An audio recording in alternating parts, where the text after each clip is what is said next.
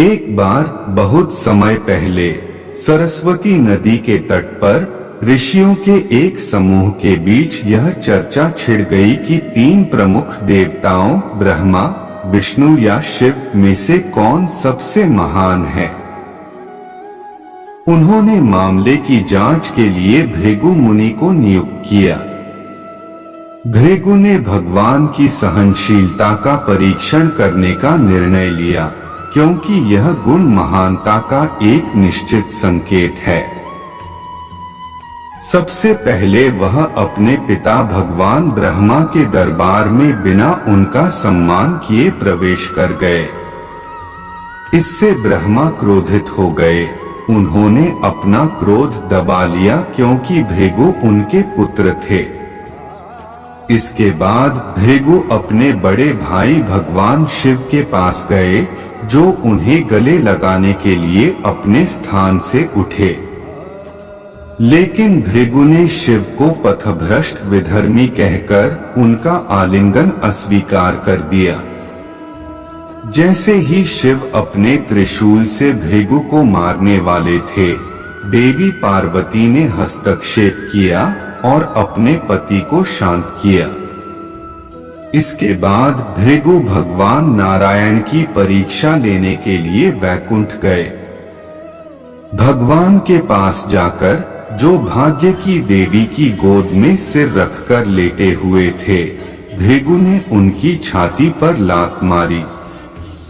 लेकिन इसके बजाय क्रोधित होकर भगवान और उनकी पत्नी दोनों खड़े हो गए और भृगु को सम्मान दिया। आपका स्वागत है, प्रभु ने कहा। कृपया बैठ जाओ और थोड़ी देर आराम करो। प्रिय स्वामी, आपके आगमन की सूचना न पाने के लिए कृपया हमें क्षमा करें। जब भृगु ऋषियों की सभा में वापस गए और उन्हें जो कुछ हुआ था उसे बताया, तो उन्होंने निष्कर्ष निकाला कि भगवान विष्णु निश्चित रूप से सर्वोच्च हैं।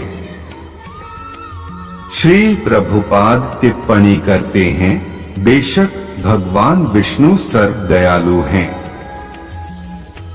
वह भृगु मुनि की गतिविधियों पर क्रोधित नहीं हुए, क्योंकि भृगु मुनि एक महान ब्राह्मण थे। यदि कोई ब्राह्मण कभी कभी अपराध भी करता है, तो उसे क्षमा कर दिया जाना चाहिए, और भगवान विष्णु ने इसका उदाहरण प्रस्तुत किया है।